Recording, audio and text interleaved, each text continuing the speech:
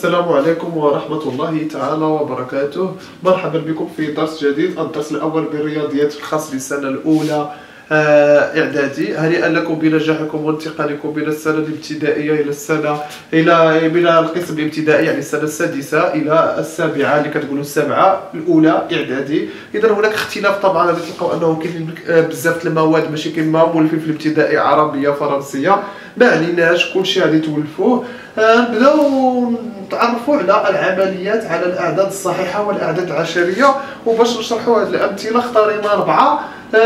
كل مثال خصنا نعرفوا كيفاش نتصرفوا فيه. هذا قبل ما كيهمني الحساب كيهمني التقنيات كيفاش كنتعامل باش نحسب. اولا القاعده رقم 1. اذا القاعده رقم 1 لاحظوا معايا. اذا اش كنقول هذه القاعده؟ الا عندي واحد العمليه بحال هكا فيها غير زائد وناقص، ولا فيها غير الضرب والقسمه، كنبدا من اليسار الى اليمين. لاحظوا سمعوني مزيان.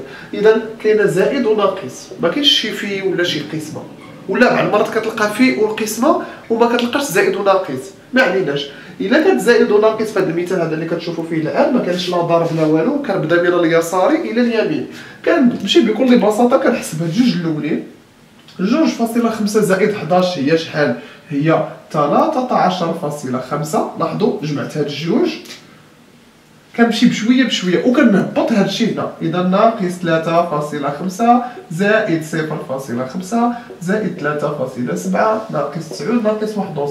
طبعا نتوما مع الممارسه غادي توليو ديروا الحساب ديالو. تقدر تجمع 3 بدقه في عقلك 4، ولكن حنا كنمشيو دقه دقه باش تفهموا. ثم هاد السطر هذا كنشد عاوتاني هاد جوج الاولين. لاحظوا 13 ناقص 13. إذا 13 ناقص 13 بعملية حسابية بسيطة غادي تلقاها هي 10، وكتكتب هذا الشيء اللي حداه عاوتاني 0.5 زائد 3.7 ناقص 9 ناقص 1.5. عاوتاني كنجمعو الجوج الأولين. 10 زائد 0.5 هي شحال؟ هي 10.5، وكتكتب عاوتاني هذا الشيء اللي حداها،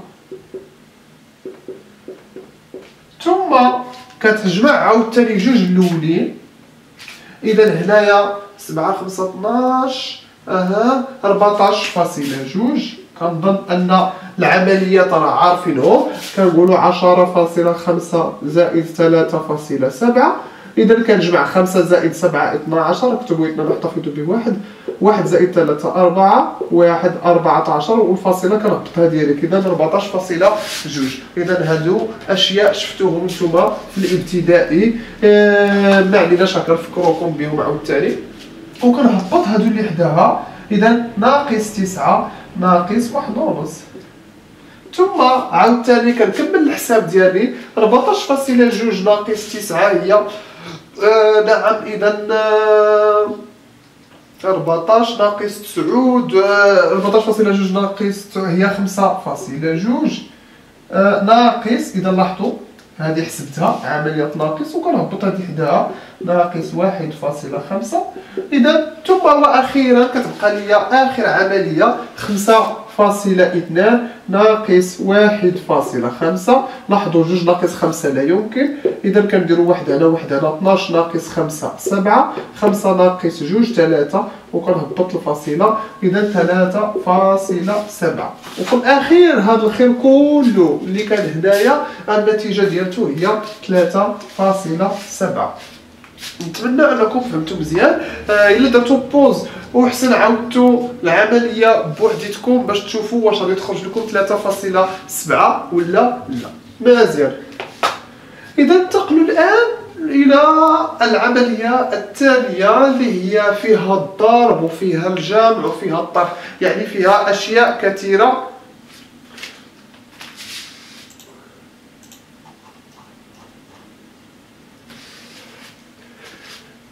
اذا فيها الضرب وفيها الطرح وفيها القسمه وفيها بزاف العمليات، يعني 4 العمليات كلهم محطوطين هنايا. ملي كيتخلط الضرب مع الجمع لاحظوا هنايا عندي هنايا في، ها كتبها بالفيتر احمر. لاحظوا في عاوتاني عندي هنا واحد القسمه، ولكن الى انتبهنا مزيان كاين ناقص زائد ناقص زائد ناقص. غادي نديرهم بلون مغاير. لاحظوا ها ناقص ها زائد ها ناقص زائد ها ناقص. اذا في هذه الحاله اعزائي التلاميذ اشنو غادي نديرو؟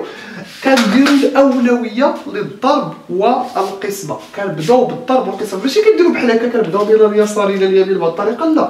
اذا في القاعده 2 عندما يكون الضرب والجمع الاولويه للضرب والقسمه. اذا حاليا هادو راه ما بين الاسئله اللي كتعطاو حتى في لي كونكور الناس الكبار وباقي كيوحلوا فيهم كيكونوا ناسيين هاد المسائل هذه.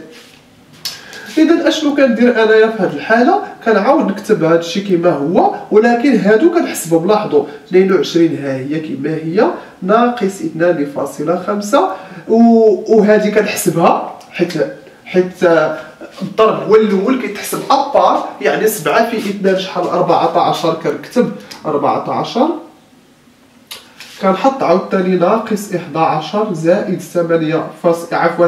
اذا عاوتاني كنحسبوا هاد العمليه، لانه لاحظوا كنبداو بالضرب والقسمه هما الاولين كيتحسبوا. 7 في 2 14 ها هي 8.6 مقسومه على 4. طبعا نجي نفكركم عاوتاني كيفاش كنحسبوا 8.6 مقسومه على 4.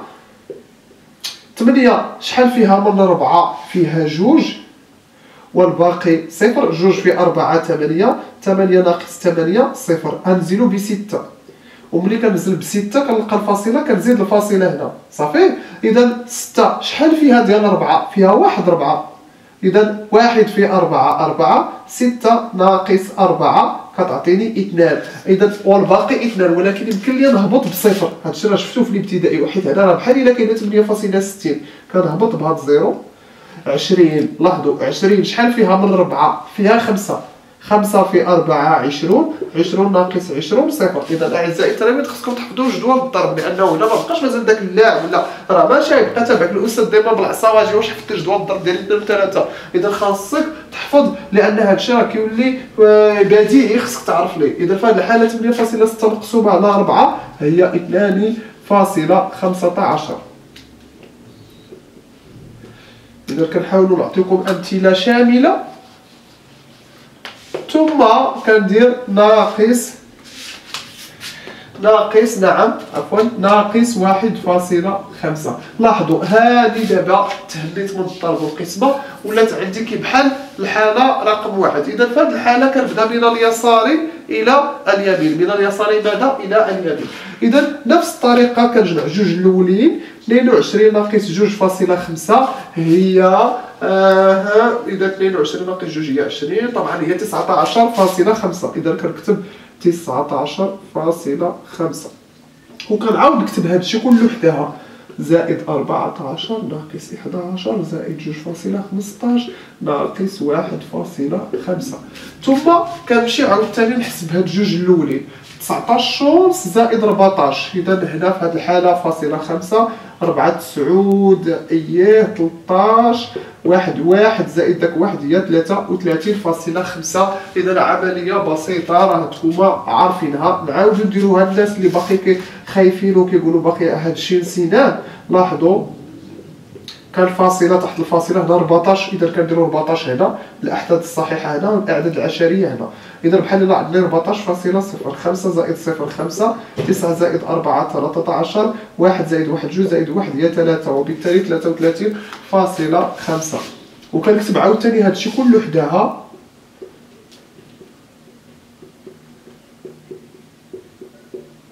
ثم 33 ناقص 11 كنعاود نحسبها. لاحظوا 33.5 ناقص 11 بحال الا عندي 11.0 حيت 11 هي 11.0. 5 ناقص 0 5. 3 ناقص 1 2 و3 ناقص 1 2 والفاصله كنهبطها هنا. اذا في هذه الحاله 33.5 ناقص 11 هي 22.5. اذا هاد الجوج راه حسبتهم وكنزيد هادو حداها. ثم كنجمع جوج الاولين عاوتاني. 22.5 زائد 2.15. اذا في هذه الحاله لاحظوا عندي هنا جوج ارقام وهنا رقم واحد مرة الفاصله هذا الاولى اللي كيكون تحت هذا، وبالتالي 5 زائد الخوه بحال الا عندي صفر، حيت قريتو نتوما في الابتدائي ان 7.5 هي 7.50، وبالتالي 0 زائد 5 5. 5 زائد 1 6 وثم 24.65. وهنا في هذه الحالة إلا جمعنا هاد الجوج هادو هي 24.65 زائد 1.5 في نهاية المطاف. إذا كنحسبو عاوتاني هادشي راه مسائل تاع الحساب. إذا 5 زائد 0 5، 6 زائد 5 11، اكتبوا 1 احتفظوا بواحد، 4 زائد 1 5، 5 زائد 1 6، ثم 26.15. إذا 26.15. إذا هذه هي العمل الحسابي. يمكن لكم نتوما تعاودوا تأكدوا، عاودوا نقلوا هذا الشيء، عاودوا خرجوا باش تأكدوا واش هذا الشيء اللي خرج ليا صحيح ولا لا. الآن شفنا الحالة رقم 1، شفنا الحالة رقم 2، سننتقل الآن إلى الحالة رقم 3. إذا هذه الحالة رقم 3 شنو جديد فيها؟ اللي جديد فيها أعزائي التلاميذ هو أنه كاينين الأقواس، وملي كيكونوا الأقواس ما كنبقاش نقول الأولوية للضرب والقسمة، لا. إذا كنحسب ما بداخل الأقواس أولا، ثم كنحسب بالطريقة التقليدية فيما بعد. إذا في هذه الحالة هذه عندي أقواس وعندي معقوفات. لاحظوا هنا عندي 3.5 زائد كنفتح المعقوفة 14 ناقص كنفتح القوس 1.5 زائد 3 كنسد القوس كنسد المعقوفة في 2 ناقص 0.5 في كنفتح القوس 4.3 ناقص 2. إذا في هذه الحالة ماذا يجب أن نفعل؟ إذا واش كنحسب ما بداخل المعقوفة ولا ما بداخل الأقواس؟ كنحسب ما بداخل الأقواس أولا. لاحظوا كنحسب هذه. إذا لاحظوا كيفاش غادي ندير. كنعاود نكتب 3.5 زائد لاحظوا 14 وكنحسب هذه بوحدة. 1.5 زائد 3 هي شحال؟ هي 4.5. إذا كنكتب 4.5 وكنسد المعقوفة. ولاحظوا حيت هنايا دابا ما كاينش أقواس في الداخل، هي ولا لا؟ واش بقاو شي أقواس عندي في الداخل؟ لا، حيت هادو حسبتها، وبالتالي ما يمكنش إلا حسبت هادي نبقى ندير هكا حيت كاين غير عدد واحد. إذا في هذه الحالة إذا هاد المعقوفات لا ما كيبقاوش معقوفات، كيوليو على شكل أقواس، وبالتالي كيوليو هكا. ثم كنهبط هاد في 2. لاحظوا كنحسب عاوتاني ناقص 0.5 كنخليها كما هي وكنحسب ما بداخل الأقواس. 4.3 ناقص 2 هي 2.3. لاحظوا ما كنديرهاش بين قوسين حيت هي اللي بقات مزيان. اذا لاحظوا عاوتاني كيبقى لي شي حساب خصني نتفك منه، عاوتاني خصني نحسب ما بداخل الاقواس.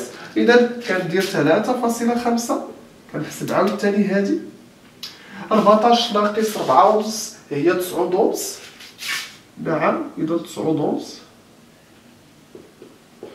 في 2 ها هي، ثم ناقص 0.5 كنعاود نكتب هادشي كلشي. لاحظوا عاوتاني اشنو كيطرا ليا، حصلت على واحد السطر كيشبه السطر اللي كاين في القاعده 2. هاد السطر اشنو فيه؟ مخلط، فيه الضرب وفيه الجمع وفيه الطرح. اذا اشنو غادي ندير؟ غادي ندير الاولويه للضرب، الاولويه للضرب. اذا في هذه الحاله كنكتب 3.5 ثم لاحظوا 9.5 في 2 إذا 2 في 9 18 إذا ونص هي 19. 2 في 9 هي 19 ناقص 0.5 في 2.3. مزيان. إذا نشوفوا كيفاش غنحسبوا هادو. علاش؟ لأن الأولوية للضرب حسبت هذه بوحديتها نزلتها.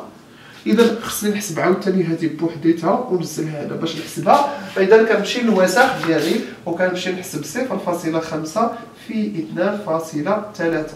لاحظوا الطريقة العادية. 3 في 5 شحال؟ 15. اكتبوا 5 احتفظوا بواحد. 3 في 0 مع 1 هي 15. عاوتاني كندير نقطة. 2 في 5 10. اكتبوا 0 احتفظوا بواحد. 2 في 0 مع داك 1. كنجمع كلشي كنلقى 5 1 1. كنحسب شحال من رقم عندي مورا الفاصله. عندي رقم هنا ورقم هنا، يعني شحال من رقم؟ 2. كنحسب 1 2 وكندير ماشي بحال الجمع كنهبط الفاصله ديالي، وبالتالي 0.5 في 2.3 هي 1.15. اذا في هذه الحاله هذه اللي حسبت هنايا هاد المسائل هادو كنكمل بالطريقه العاديه. إذا 3.5 زائد 9 ناقص 1.15. دابا ولا عندي واحد السطر كيشبه السطر الأول، فيه الجمع وفيه الطرح، ما فيهش القسمة وما فيهاش الضرب. إذا في هذه الحالة اش كندير؟ كنجمع جوج الأولين. إذا في هذه الحالة 19 زائد 23 21 22.5 ناقص 1.15. عاوتاني كنمشي نحسب 22.5 ناقص 1.15. إذا كندير 22.5 كنزيد واحد الصفر هنا باش يتقادوا لي الأرقام. صفر ناقص 5 لا يمكن، 10 ناقص 5 ثم 5 ناقص 2 3 2 ناقص 1 ثم 2 في الآخر كتعطيني 21.35. إذا في هذه الحالة 21.35 هذه هي النتيجة النهائية. إذا خاصك تمشي بشوية وأنت كتحسب، ما تمشيش زربان، ما كتلعبش السباق هنايا، خاصك تمشي بلا فيتاس ديالك اللي هي بشوية عليك وكتكون النتيجة صحيحة. ثم أخيرا هنا ملي شفنا القواعد بثلاثة جينا لهذه. كان غادي تقولوا لي هذه راه ساهلة باينة، غنحسبوا ما بداخل الأقواس وغادي نضربوها ب 2.5 بحال حالة 3. واخا نجربوا هذه الطريقة راه حتى هي صحيحة. إذا 4 زائد 7.2 هي ما بداخل الأقواس هي 11.2 هكاك مضروبة في 2.5. كنمشي نحسب عاوتاني هاد جوج بوحديتهم، 2.5 في 11.2. إذا 5 في 2 10 كتبوا صفر نحطها في دبل واحد. 5 في 1 5 6 ثم 5 في 1 5 ثم 2 في 2 4 2 0 6 4 10 8 2 جوج أرقام مع فاصلة هي 28. ولكن ها هي لاحظوا 28. وهناك طريقة أخرى كتسمى توزيعية الضرب، غادي تشوفوا إن شاء الله هادشي حتى في الدورة الثانية اللي كتسمى النشر والتعليل. إذا لاحظوا هاد العملية هذه اللي كانت عندي هنا نعاود نكتبها، شوفوا مزيان غنشوفوا واش تخرج لي نفس النتيجة ولا نتيجة أخرى. إذا كندير ما يسمى بتوزيعية الضرب، كنوزع. لاحظوا شوفوا مزيان هاد 2.5 باش نتخلص من هاد الأقواس هادي. لاحظوا كنعطيها ل4 كتولي 2.5 في 4 زائد عاوتاني 2.5 في 7.2 وكتحسب عاوتاني هذه بوحدها وهذه بوحدها حيت الأولوية للضرب. شوفوا مزيان اشنو درت، هذه في هذه زائد هذه في هذه، بحال الا نشرت فرقت حيت عندي الضرب انا فرقت عليهم. هذه قاعدة أخرى كتسمى توزيعية الضرب. لاحظوا 4 في 5 أنا راه عندي الحساب ديالي. إذا في هذه الحالة 10 ثم عندي هنايا إذا هنايا نحسبوا هذه باش تأكدوا بعينيكم. ها انتم 2.5 في 7.2 2 4 5 7 في 5 35 7 في 2 14 زائد 3 17 ثم 0 5 0 18 فاصلة جوج أرقام ورا فاصلة. إذا 18 وبالتالي 28. لاحظوا نفس النتيجة، يعني خدمتي بهذه الطريقة اللي هي توزيعيات اللي هي كتسبق الأقواس ولا توزيعيات الضرب راه بحال. نتمنى أعزائي التلاميذ أنكم تكونوا فهمتوا مزيان هذا الدرس. هو درس بسيط، حاولوا تخدموا بزاف التمارين إن شاء الله. إلا كاين مازال أوقات راه غادي ندير لكم التمارين باش تستافدوا مزيان. دمتم أوفياء، السلام عليكم.